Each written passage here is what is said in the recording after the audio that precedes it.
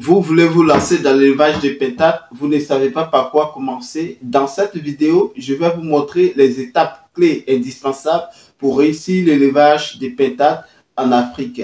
Alors, plusieurs personnes ignorent ce type d'élevage parce que ça fait partie pour moi des élevages qui sont en voie de disparition en Afrique.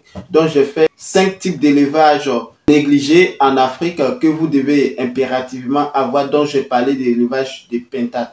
Alors, après plusieurs vidéos sur l'élevage des canards, dans cette vidéo, je vais vous partager principalement en cette semaine-là sur l'élevage des pintades. Alors, les différentes étapes clés qui sont indispensables à tout type de personnes voulant se lancer dans l'élevage des pintades, ce sera juste après le générique.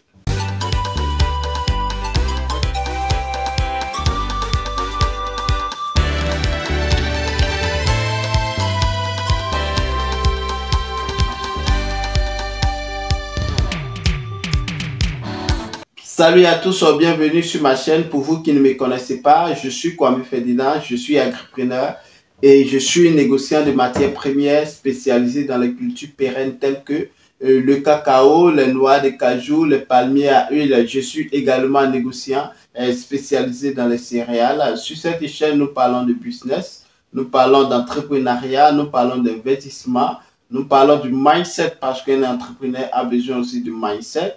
Nous parlons aussi de tout ce qui est comme fait divers autour de nous, que ce soit en Afrique, sur le plan international, afin de pouvoir vous informer de tout ce qui se passe dans le domaine agricole ou dans le domaine entrepreneurial.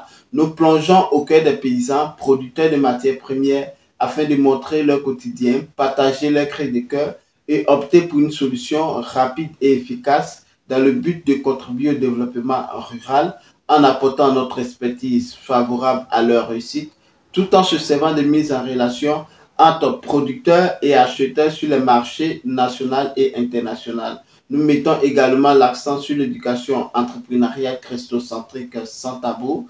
Donc, si vous êtes en quête d'informations judicieuses, capitales pour le développement de vos business, ou vous comptez lancer dans le domaine de l'entrepreneuriat agricole, soyez donc les bienvenus car cette chaîne est faite pour vous.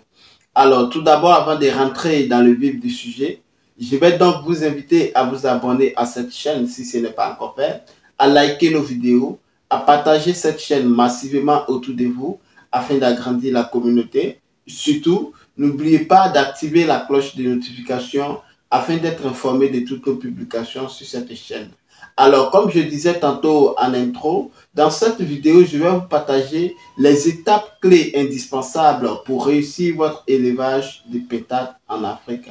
Plusieurs personnes voulant se lancer dans l'élevage de pintades, mais ignorent plusieurs paramètres ou ne savent pas par quoi commencer. Cette vidéo, je vais dire que ce sera en quelques brefs, juste un petit aperçu là sur voilà, le module voilà, de l'élevage des pintades que je suis en train de voilà, formuler pour vous sur cette chaîne. Il faut savoir que ça sera une masterclass comme j'avais partagé aussi en quelques brefs sur l'élevage des pintades. Alors, ce qu'il faut savoir avant de rentrer dans les différentes étapes là, il faut savoir qu'il y a deux façons de commencer l'élevage des pintades. Donc, peut-être on peut classer en première position. La première position de se positionner dans l'élevage des pintades, il faut savoir que vous pouvez commencer par les reproducteurs. C'est-à-dire, vous allez partir auprès des éleveurs de votre région ou je ne sais pas où vous pouvez en trouver. Mais il faudrait impérativement que vous voilà, retrouvez auprès d'un éleveur. Et par là, maintenant, vous allez choisir vos reproducteurs. Donc, pour pouvoir faire entre guillemets, il faut savoir que si vous voulez prendre un mâle, il vous faut voilà, prendre 3 à 4 mâles. Donc, tout dépend de, voilà, du nombre de démarrage de pintades que vous voulez avoir. Donc, si c'est pas 5, vous pouvez commencer par un mâle et 4 femelles. Si c'est pas 10, il faut prévoir 2 mâles et ainsi de suite.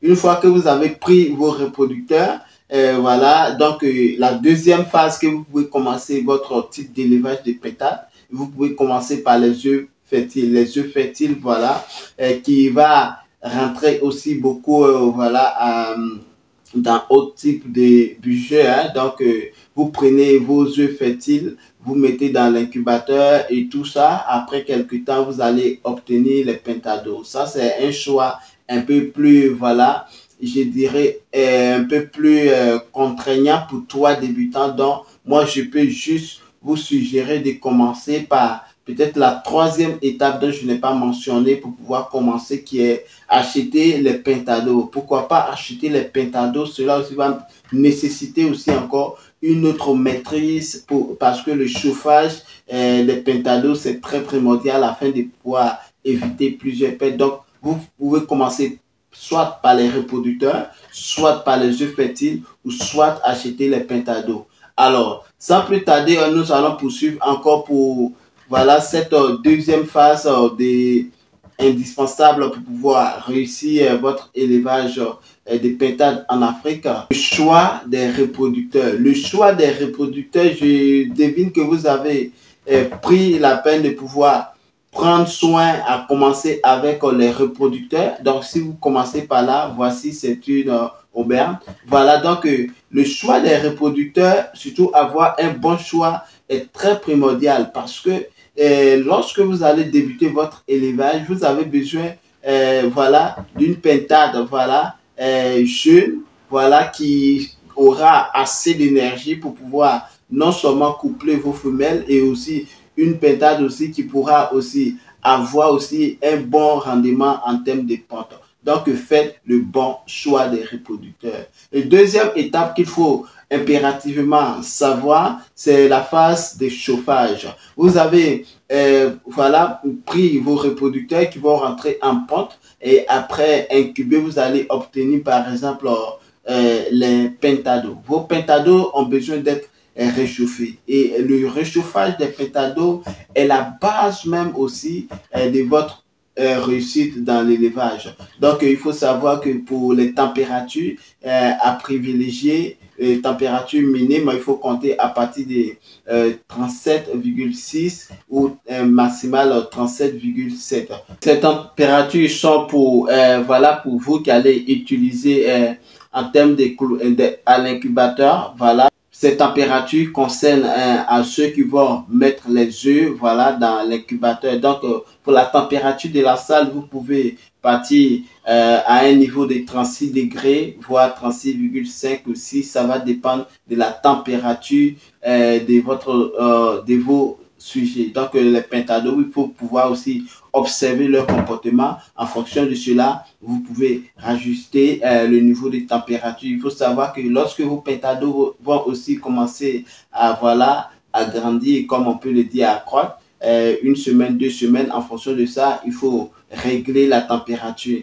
Comme un élément clé dans votre dans votre secteur d'élevage, il faut avoir un thermostat ou je vais dire thermomètre pour pouvoir voilà, mesurer aussi, prendre la température de la salle. Donc, comme j'avais dit, progressivement, vous devez diminuer de 2 degrés, voilà, en fonction de l'évolution de vos pentados. Donc, comme troisième étape clé qu'il faut impérativement savoir, il vous faut un bon aménagement. Un bon aménagement, pourquoi? Lorsque je parlais dans le cadre de l'élevage du canard, j'avais souligné cela. Et c'est à peu près les mêmes choses, mais qui ne sont pas les mêmes types d'aménagement. Ici, nous privilégions les types d'élevage en liberté. Donc, il faut savoir que si vous faites l'élevage en bâtiment ou en cage, comme j'ai dit tantôt, si vous faites cela, il faut avoir un bon espace. Il faut savoir que votre bâtiment ait aussi de l'espace pour pouvoir permettre à vos sujets de pouvoir mieux circuler parce que vous savez bien que les pentades sont voilà, domestiqués, donc ils aiment aussi la nature puisque leur milieu même naturel c'est dans la brousse, ils s'épanouissent plus dans la brousse. Donc il faut prévoir un espace où vos sujets pourront s'épanouir. Si vous avez fait un bâtiment, il faut prévoir assez d'espace pour pouvoir permettre à vos sujets de pouvoir mieux circuler. Dans le type d'aménagement aussi, il faut prévoir des espaces de bains, c'est-à-dire le bain de sable et autres, les bains de sable, vous pouvez créer cela dans votre aménagement, évidemment pour ceux qui font l'élevage en liberté, il faut prévoir les espaces de jeu, c'est-à-dire en faisant peut-être les bois, en faisant peut-être les planchers pour pouvoir permettre à vos sujets de s'amuser et dessus. C'est très important. Il faut créer le domaine un peu sauvage pour vos un sujet, mais qui est aussi propre. Donc, il faut savoir parce que si votre lieu voilà, n'est pas propre, ça peut amener aussi plusieurs voilà, maladies et reptiles.